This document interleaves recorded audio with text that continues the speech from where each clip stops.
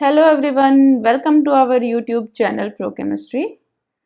तो आप सभी की तैयारी जो है कैसी चल रही है? उम्मीद करती हूँ कि आपकी तैयारी बहुत अच्छी चल रही होगी। पेपर की डेट जो है आपकी कभी भी आ सकती है। तो जैसा आप सभी को पता है कि हमारी सीरीज में हम क्या करते हैं, DSSD के प्रीवियस ईयर क्वेश्चन जो है वो डिस्कस करते हैं, प्लस कुछ मॉडल क्वेश्चंस जो है हर चैप्टर के डिस्कस करते हैं। तो स्टार्ट करते हैं हमारा फर्स्ट क्वेश्चन। हमारा जो फर्स्ट क्वेश्चन है वो प्रीवियस ईयर क्वेश्चन ही है, 2018 का क्वेश्चन है। देखो कितना इजी क्वेश्चन है। A system that can exchange energy but not matter. एक सिस्टम जो एनर्जी तो एक्सचेंज करता है बट मैटर एक्सचेंज नहीं करता है सराउंडिंग के साथ, ठीक है, उसे क्या बोलते हैं? तो आप सभी को पता है कि जिस चीज को हम स्टडी कर रहे हैं वो क्या होता है, हमारा सिस्टम होता है, ठीक है। और उसके अलावा आसपास जो भी चीजें हैं वो क्या होती है, हमारी सराउंडिंग होती है, ठीक है। फिर हम तीन टाइप के सिस्टम पढ़ते हैं, एक ओपन सिस्टम, एक क्लोज सिस्टम और एक आइसोलेटेड सिस्टम। ओपन मतलब जिसमें एनर्जी भी एक्सचेंज होती है और मैटर भी। क्लोज मतलब जिसमें मैटर एक्सचेंज नहीं होता पर एनर्जी जो है एक्सचेंज होती है, ठीक है। तो यहाँ पे हमारा करेक्ट ऑप्शन हो गया बी, कि जिसमें क्या हो गई, एनर्जी तो एक्सचेंज हो रही है पर मैटर एक्सचेंज नहीं हो रहा। आइसोलेटेड सिस्टम जिसमें ना तो एनर्जी एक्सचेंज होती हो ना ही आपका मैटर एक्सचेंज होता हो, ठीक है। तो करेक्ट ऑप्शन हो गया यहाँ पर D, that is close system. Second question है हमारा, ये भी हमारा 2018 का क्वेश्चन है। Which of the following expression represents the criteria for reaction to be spontaneous. एक स्पॉन्टेनियस चेंज के लिए हमारा जो है कौन सा क्राइटेरिया यहाँ पर फॉलो करता है? देखो कितना इजी क्वेश्चन है। अगर आपको नहीं पता है कि स्पॉन्टेनियस चेंज के लिए जो है कौन कौन से क्राइटेरिया होते हैं तो मैं एक बार आपको सारे बता देती हूँ, उसके बाद जो है आप खुद जो है ऑप्शन टिक कर लेंगे, ठीक है। तो एक बुक है हमारी सत्य प्रकाश, जो कि सत्य प्रकाश जी ने ही लिखी है, ठीक है। तो आप एक स्क्वायर बॉक्स बना लें, ठीक है, और उसमें 2 एरो लगा लें, ठीक है। अब बुक का नाम था सत्य प्रकाश और उसको सत्य प्रकाश जी ने ही लिखा, जो कि बुक लिखते लिखते बहुत थक गए थे, ठीक है। तो Satya Prakash very tired, Satya Prakash very tired, हे गॉड अभी उठा ले। सत्य प्रकाश जी को नहीं, बुक को। सत्य प्रकाश जी कह रहे हैं हे गॉड अभी उठा ले, किसको? बुक को, ठीक है। तो ये अपना स्क्वायर याद कर लीजिए। यहां से जो है आप लिखेंगे, देखो जो हमारा ये है एक H, G, A और U, ठीक है। डेल्टा H लिखेंगे। डेल्टा H के आसपास क्या चीज है? S और P। क्या है? S और P। तो डेल्टा H और डेल्टा G। डेल्टा G के आसपास कौन है? P और T। क्या है? T और P। फिर आपका डेल्टा A। डेल्टा A के आसपास कौन है? T और V, है ना। T और V या V और T एक ही बात है। ऐसे ही हमारा डेल्टा U, उसके आसपास कौन है? S और V, ठीक है। ये लिख लिया। ये लिखने के बाद ये जो सारी टर्म है वो क्या है? लेस देन 0 होनी चाहिए एक स्पॉन्टेनियस चेंज के लिए। क्या होनी चाहिए? Less than 0। किसके लिए? स्पॉन्टेनियस रिएक्शन या स्पॉन्टेनियस चेंज के लिए, ठीक है। और 2 चीजें और है, एक तो डेल्टा S, है ना। डेल्टा S के आगे कौन है? H और P। और डेल्टा S के इधर आगे कौन है? U और V। ये जो होने चाहिए वो ग्रेटर देन 0 होने चाहिए। क्या होने चाहिए? Greater than 0। ये जो हमारी 6 कंडीशन है, 1 2 3 4 5 6, ये है स्पॉन्टेनियस चेंज के लिए। तो यहां पर जब आप देखेंगे तो देखो डेल्टा एस दिया तो हुआ है, लेकिन क्या दिया हुआ है? Less than 0। Delta S UV greater than 0 होना चाहिए। यहाँ पे क्या दिया हुआ? Less than 0। यहाँ पे करेक्ट ऑप्शन आपका होगा बी, कि डेल्टा जी TP के साथ क्या होना चाहिए? लेस देन 0 होना चाहिए, ठीक है। तो करेक्ट ऑप्शन इज ये दोनों तो आप देखते ही कैंसिल कर देंगे, क्योंकि ग्रेटर देन 0 तो सिर्फ कौन सा है? S वाला ही है ना, DS वाला है, ठीक है। तो करेक्ट ऑप्शन हो गया आपका बी। इनमें से आपको कोई भी पूछ सकता है, तो आप 6 की 6 जो है याद रखेंगे। याद नहीं रखना आपको, बस ये थोड़ा स्क्वायर बनाना याद रखना है, बाकी आप उसके अकॉर्डिंग लिख के देख लेंगे, ठीक है। नेक्स्ट आपका क्वेश्चन है, when the system does not exchange heat. कोई सिस्टम है जो हीट को एक्सचेंज नहीं करता विद सराउंडिंग, उसको क्या बोलते हैं?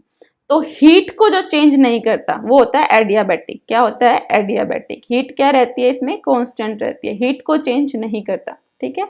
No change, no change in heat. ठीक है, क्या होता है एडियाबैटिक। आइसोथर्मल हम होता है जिसमें टेम्परेचर कांस्टेंट हो, क्या हो, टेम्परेचर कांस्टेंट हो। आइसोक्रोरिक होता है जिसमें वॉल्यूम कांस्टेंट हो, भाई वॉल्यूम में कोई चेंज ना हो, क्या हो, वॉल्यूम कांस्टेंट हो। ठीक है, तो करेक्ट ऑप्शन हो गया आपका B, that is adiabatic. Next आपका क्वेश्चन है, for an isothermal reversible expansion process the value of delta Q, हमें डेल्टा क्यू की वैल्यू बतानी है। तो आपको पता है सबसे पहले रिवर्सिबल के लिए जब हम वर्क डन लिखते हैं तो क्या होता है, work done is equal to -2.303 NRT log of V2 by V1, यही होता है हमारा। ठीक है, वर्क डन। और अगर आपको प्रेशर की फॉर्म में लिखना है तो आपको पता है PV इज इक्वल टू क्या होता है, NRT ideal gas equation. P को जब आप नीचे ले जाएंगे यहाँ पर, है ना, तो क्या हो जाएगा, V जो है इनवर्सली प्रोपोर्शनल हो जाएगा P के। तो P की फॉर्म में आपको लिखना हो तो 2.303 RT log of P1 by P2 हो जाएगा। यहाँ पे क्या था, V2 बाई V1, मतलब V final minus V final by V initial, यहाँ पर P1 बाई P2। ठीक है, और Q आपको पता है क्या होता है, -W। ठीक, तो यहाँ से Q क्या हो जाएगा, माइनस, एक माइनस यहाँ पर, एक माइनस, तो माइनस माइनस क्या हो गया, प्लस हो गया। तो plus 2.303 NRT log of V2 by V1। ठीक है, तो करेक्ट ऑप्शन हो गया आपका ए। ऐसे ही आपका जो इरिवर्सिबल के लिए है, इरिवर्सिबल के लिए क्या हो जाएगा, इरिवर्सिबल के लिए आपका क्या हो जाएगा, W होता है आपका -P external V2 bye V1। ठीक है, ये आपका होता है W, मतलब वर्क डन, और Q आपका क्या होता है, वही -W। ठीक है, ये आपके क्या होता है, इरिवर्सिबल के लिए होता है।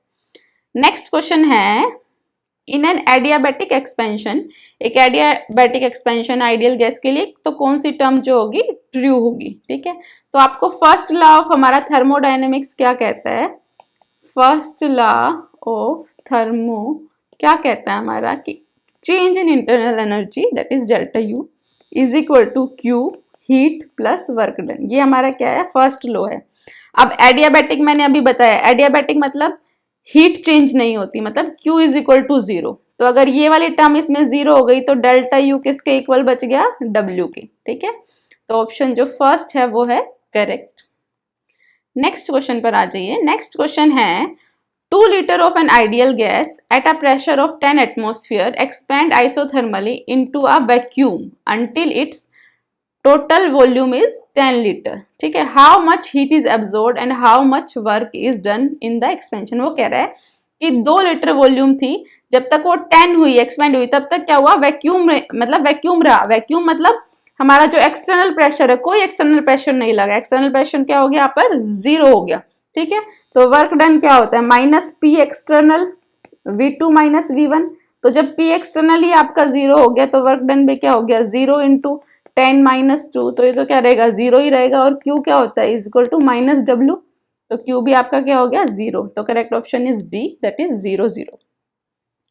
नेक्स्ट क्वेश्चन पर आप आ जाइए। नेक्स्ट क्वेश्चन है, which of the following relationship is not correct. Not correct question को हमेशा आप एग्जाम में ध्यान से पढ़ेंगे कि उसने करेक्ट पूछा है या नॉट करेक्ट पूछा है। कई बार आप यहाँ गलती कर देते हैं और गलत ऑप्शन जो है टिक कर देते हैं। ठीक है, for the relation between delta H and delta U।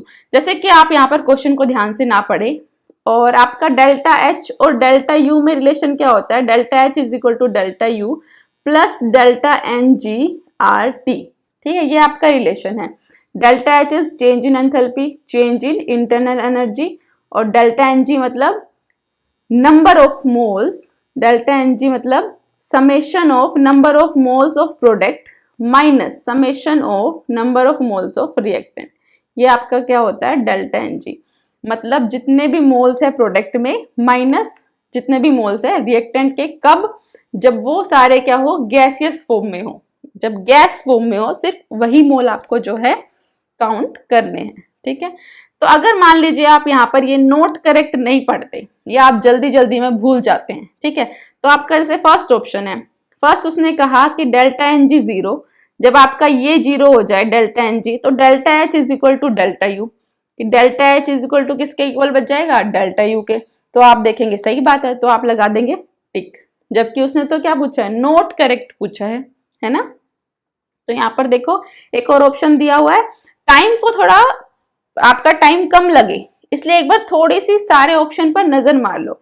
अगर आप बारी बारी ऑप्शन देखने जाओगे तो आप देखोगे, फिर ये वाला ऑप्शन देखोगे, है ना, फिर ये वाला देखोगे, फिर इस पे आओगे। अब जबकि दोनों में सेम बात दी हुई है ना। यहाँ पर भी क्या लिखा हुआ है कि डेल्टा NGRT 0 है, तो ये क्या होगा, delta H is greater then delta U।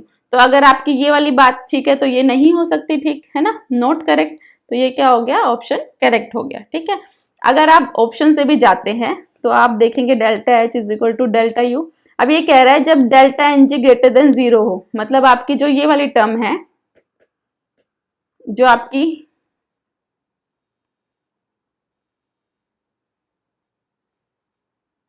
है ना, जो आपकी डेल्टा NG वाली टर्म है वो एक पॉजिटिव टर्म हो, तो डेल्टा H किसके इक्वल हो गया, U प्लस कुछ और भी है यहाँ पे जो ऐड हो रहा है, तो डेल्टा H यहाँ से क्या हो गया, बड़ा हो गया किससे, डेल्टा U से, है ना। तो ये भी आपका क्या है, करेक्ट है। तो एक बार सारे ऑप्शन थोड़े देख लीजिए ताकि आप क्वेश्चन को है जल्दी से टिक लगा के आगे बढ़ सके। ठीक है, क्योंकि आपके पास इतना टाइम नहीं होगा, आपके पास टोटल 300 क्वेश्चंस होंगे और आपके पास टाइम होगी सिर्फ 180 मिनट्स। तो लगभग आपको 30 सेकंड में एक क्वेश्चन करना पड़ेगा, तब जाकर आपका पेपर जो है कंप्लीट होगा। तो नेक्स्ट क्वेश्चन पर आ जाइए। नेक्स्ट क्वेश्चन है, एक सिस्टम है जो चेंज हो रहा है from a state x to y, ठीक है, with an change in internal energy measuring to 25 kilo joule per mole, ठीक है, बाय अ रिवर्सिबल पाथ। एक रिवर्सिबल पाथ से क्या हो रहा है, वो जा रहा है x से y। फिर कह रहा है and return y to x, और y to x क्या हो जाए, रिटर्न हो जाए by an irreversible path. What will be the net change in internal energy. तो क्वेश्चन को आप ध्यान से देखेंगे तो देखेंगे कि x से y जा रहे हैं, फिर y से क्या है, वापस x आ रहे हैं, मतलब क्या हो गया, एक साइक्लिक प्रोसेस हो गया। और आप सबको जब चैप्टर आपने पढ़ा होगा तो देखा होगा कि साइक्लिक प्रोसेस के लिए जो हमारे चेंज इन इंटरनल एनर्जी है वो भी 0 होती है, चेंज इन एंथैल्पी भी क्या होती है, 0 होती है। ठीक है, तो करेक्ट ऑप्शन आपका हो गया डी, दैट इज 0।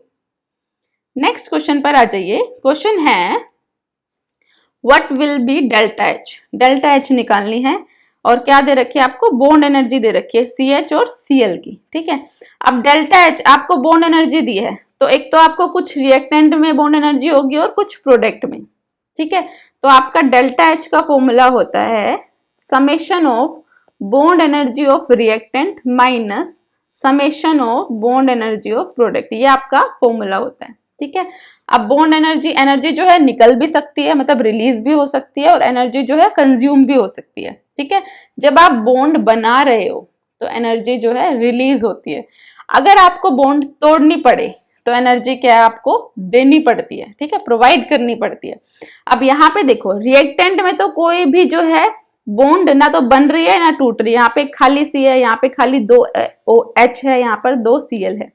लेकिन रिएक्टेंट में आपका कुछ ऐसा स्ट्रक्चर होगा, ये है ना, तो यहाँ पे 2 तो CH के बीच में बॉन्ड है, 2 बॉन्ड तो क्या है, C और H के बीच में है, और 2 C और Cl के बीच में है ना। कितनी बॉन्ड है टोटल, 2। तो आप एक बार ध्यान से देखेंगे कितनी बॉन्ड है। ठीक है, ये तो यहाँ पर जब आप डेल्टा H निकालेंगे तो ये क्या हो गया, 2 बॉन्ड तो है किसकी, 2 बॉन्ड एनर्जी तो है C और H के बीच के बॉन्ड की, और प्लस 2 बॉन्ड एनर्जी है किसकी, C और Cl के बीच में। ठीक है, माइनस रिएक्टेंट में तो कुछ नहीं है, तो क्या हो गया, 0। आगे हम एक और एग्जांपल पढ़ेंगे जिसमें रिएक्टेंट में भी बॉन्ड बन रही है, तो आपको समझ आ जाएगा कैसे। ठीक है, तो यहां से 2 इंटू बॉन्ड एनर्जी, CH की बॉन्ड कितनी दी हुई है एनर्जी, 416, प्लस 2 इंटू CCl की कितनी दी हुई है, 325। इसको सोल्व करेंगे तो आ जाएगा 1482 किलो जूल।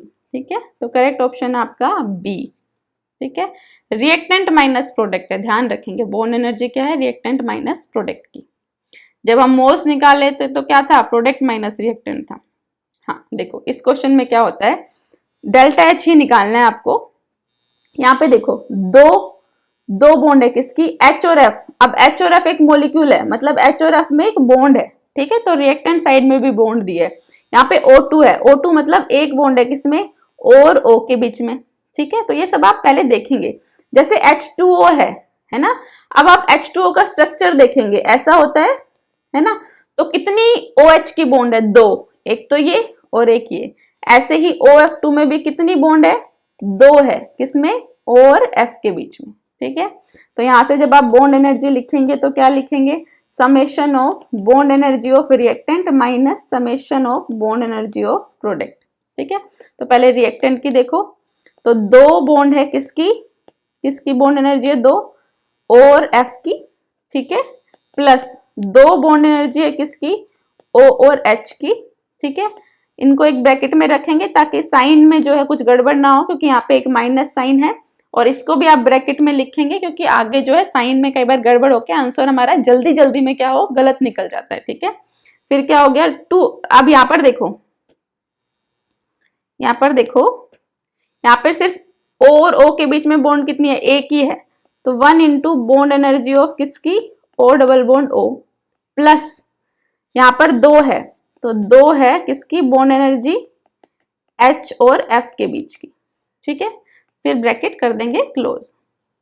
तो यहाँ पे क्या हो गई, 2 इंटू OF की कितनी दी हुई है, 44, प्लस 2 इंटू OH की कितनी दी हुई है, 111, ठीक है, माइनस का साइन बीच में। अब एक 1 किसकी है, O डबल बॉन्ड O। अब ऐसे सीरीज में लिखते मत चले जाना, यहाँ पे देखो O डबल बॉन्ड O सबसे लास्ट में दिया हुआ है, मतलब O डबल बॉन्ड O की एनर्जी कितनी है आपकी, 119, ठीक है, प्लस 2 इंटू 135, ठीक है। अब यहाँ पे इसको सोल्व करेंगे तो क्या आ जाएगा, आपका आंसर आ जाएगा -79। तो करेक्ट ऑप्शन आपका हो गया डी, दैट इज -79, ठीक है। नेक्स्ट क्वेश्चन है आपका, विच of the following process delta S is negative, कि डेल्टा एस क्या होता है आपका, एंट्रोपी, वो क्या है, डिक्रीज हो रही हो, नेगेटिव हो। डेल्टा एस आपकी क्या होती है, एंट्रोपी, ठीक है।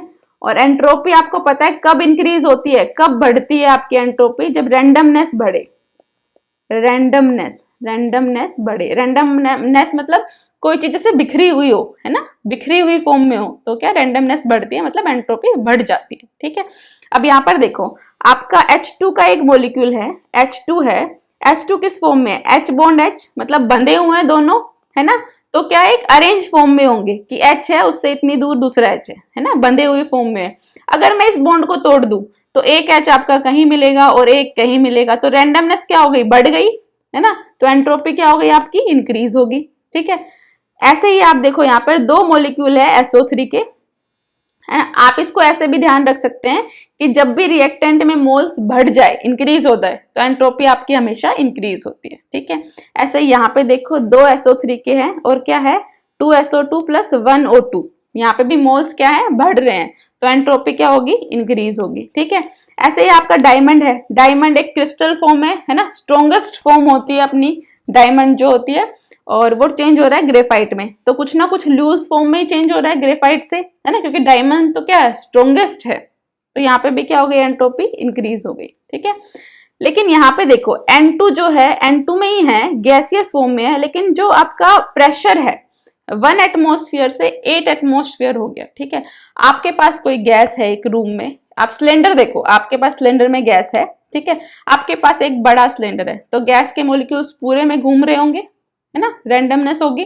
आप उस पर प्रेशर लगा दो और प्रेशर लगा के उसको पिचका दो, तो सारी गैस क्या है, छोटे से वॉल्यूम में आ जाएगी, है ना, तो रैंडमनेस क्या हो गई, डिक्रीज हो गई, तो यहाँ पर क्या होगी आपका डेल्टा एस क्या हो जाएगा, डिक्रीज होगा, तो मतलब नेगेटिव हो जाएगा। तो करेक्ट ऑप्शन आपका क्या हो गया, बी, ठीक है। नेक्स्ट क्वेश्चन पे आ जाइए। नेक्स्ट क्वेश्चन आपका है, एट एब्सोल्यूट जीरो पे the entropy of pure crystal is 0, ठीक है। ये आपका कौन सा लॉ कहता है, थर्ड लॉ ऑफ थर्मोडायनेमिक्स कहता है, at absolute zero the entropy of pure crystal is 0, ठीक है। फर्स्ट लॉ आप सभी को पता है क्या कहता है, delta U is equal to Q plus W. Second law आपका क्या कहता है, जितने भी स्पॉन्टेनियस प्रोसेस है, for all spontaneous process total entropy change is positive. जितने भी स्पॉन्टेनियस प्रोसेस है उनके लिए जो टोटल एंट्रोपी चेंज होगा वो आपका क्या होगा, पॉजिटिव होगा। ये आपका सेकंड लॉ ऑफ थर्मोडायनेमिक्स कहता है। नेक्स्ट क्वेश्चन पे आ जाइए। क्वेश्चन है, एक एंडोथर्मिक रिएक्शन है, उसके लिए बताना है कि reactant have more energy than product, या फिर reactants have less energy than product, या सेम होगी, क्या होगी, है ना। तो हम दो ग्राफ पढ़ते हैं, एक एंडो का एक एक्सो का, ठीक है। ये आपका एक्सो का, ये आपका एंडो का। यहाँ पर आपके क्या दी हुई है, एनर्जी दी हुई है, ठीक है। तो हम बोलते थे कि मान लो ये आपकी रिएक्टेंट है, ठीक है।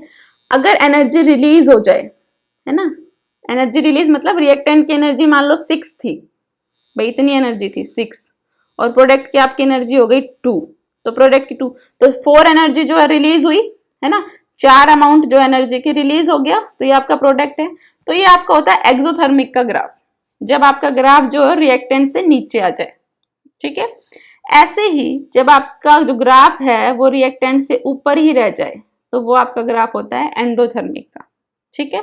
तो यहाँ पर देखो जो आपकी यहाँ पर देखो जो आपकी एनर्जी है रिएक्टेंट की, जो आपकी एनर्जी है रिएक्टेंट की आर की, वो 6 थी, और प्रोडक्ट की क्या हुई, कम हो गई, है ना। तो रिएक्टेंट एनर्जी किसकी हो गई, रिएक्टेंट की ज्यादा हो गई।